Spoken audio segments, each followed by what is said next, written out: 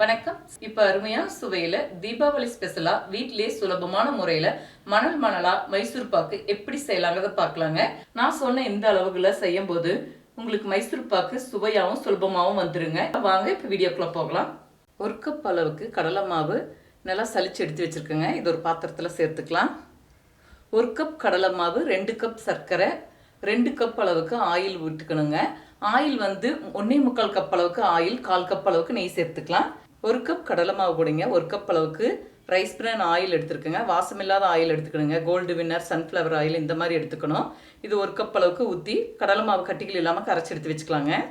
அதுக்கு முன்னாடி மைசூர் பாக் ட்ரேலிங்க நெய் தடவி வச்சுக்கலாம். இந்த மாதிரி விஸ்க் வச்சு கட்டிகள் இல்லாமல் நல்லா கலந்து விட்டுக்கலாங்க. நல்லா சலிச்சு எடுத்துக்கணும். இப்போ கட்டிகள் இல்லாமல் நல்லா கலந்து வச்சாச்சுங்க. எக்ஸ்ட்ரா 3/4 கப் ஆயில், 1/4 கப் பக்கம் நெய்யும் எடுத்து வச்சுருக்கேங்க. இப்போ அதே கப்பில் 2 கப் அளவுக்கு சர்க்கரை சேர்த்துக்கலாங்க.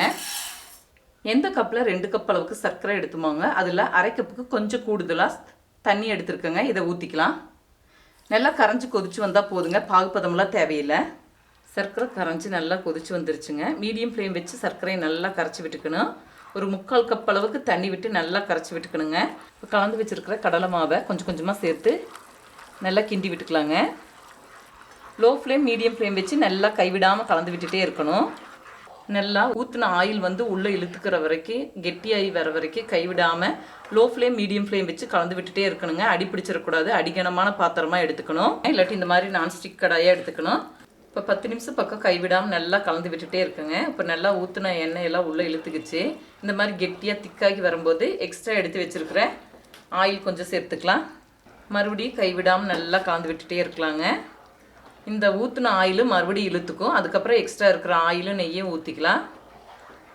பாருங்கள், மறுபடியும் ஊற்றின ஆயில் எல்லாமே உள்ளே இழுத்துக்குச்சு. மறுபடியும் எக்ஸ்ட்ரா இருக்கிற ஆயில் சேர்த்துக்கலாம். மறுபடியும் நல்லா கலந்து விட்டுக்கலாங்க. இது மறுபடியும் உள்ளே இழுத்துக்கும். அப்புறம் எக்ஸ்ட்ரா நெய் எடுத்து வச்சதை சேர்த்துக்கலாம். பாருங்கள், ஊற்றின ஆயில் எல்லாமே உள்ளே இழுத்துக்குச்சு. இப்போ எக்ஸ்ட்ரா எடுத்து வச்சுருக்க 1/4 கப் நெய் சேர்த்துக்கலாங்க. அப்போ தான் நெய் மைசூர் பாக் டேஸ்ட்டில் நல்லாயிருக்கும். இதையும் நல்லா கலந்து விட்டுக்கலாம். பாருங்கள், இந்த மாதிரி பக்குவம் இருக்கணும். பாருங்கள், இப்போ கடாயில் ஒட்டாமல் வர ஆரம்பிச்சிருக்கு. இதான் கொஞ்சம் எண்ணெய் பிரிஞ்சு வரும். அப்போ தாங்க நம்ம ட்ரேக்கு மாற்றி ஊற்றணும். பாருங்கள், இப்போ ஊற்றும் போது சரியாக இருக்கும். கடாயில் ஒட்டாமல் இந்த மாதிரி வரணும். அதே மாதிரி எண்ணெய் பிரிஞ்சு வருதுங்க. பாருங்கள், இந்த பக்குவத்துக்கு நம்ம ட்ரேயில் ஊற்றிக்கும் போது சரியாக இருக்கும். சுற்றியில் எண்ணெய் பிரிஞ்சு வர்றது நல்லா தெரியும்.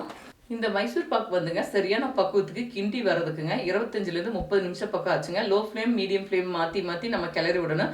கடைசி டயத்தில் நம்ம லோ ஃப்ளேமில் தாங்க கிளறி விடணும். ரொம்ப முருக விட்டுறக்கூடாதுங்க.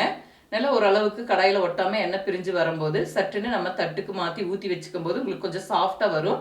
இப்போ ட்ரேக்கு மாற்றி ஊற்றிக்கலாங்க. பாருங்கள், இந்த மாதிரி நெய் தடவின ஸ்பூனில் மெதுவாக பரவலாக பரப்பி விட்டுக்கலாம். ட்ரேயில் மைசூர் பாக்கு ஊற்றி வச்சுட்டுங்க 15லேருந்து 20 நிமிஷம் பக்கம் சூடு ஆற வச்சுட்டு தேவையான சைஸ்க்கு துண்டுகள் செய்துட்டுங்க 1 ஹவர் இன்னும் கொஞ்சம் நல்லா சூடாறின பிறகு அந்த பீஸை வந்து மறுபடியும் நம்ம துண்டுகள் போட்டு வெட்டி எடுத்துக்கலாம். இப்போ 1 மணி நேரம் பக்கம் நல்லா சூடாற வச்சாச்சுங்க. இப்போ துண்டுகள் போட்டது மேலேயே மறுபடியும் ஒருக்கா மேலாக துண்டுகள் போட்டு பீஸ் நம்ம எடுத்துக்கலாங்க. பாருங்கள், மைசூர் பாக் வந்து இந்த ஓரங்கள் இருக்கிறத ஒன்று எடுத்துட்டா நம்மளுக்கு மற்றதெல்லாம் சுலபமாக எடுத்துடலாம். பாருங்கள், எவ்வளோ சாஃப்டாக இருக்குது.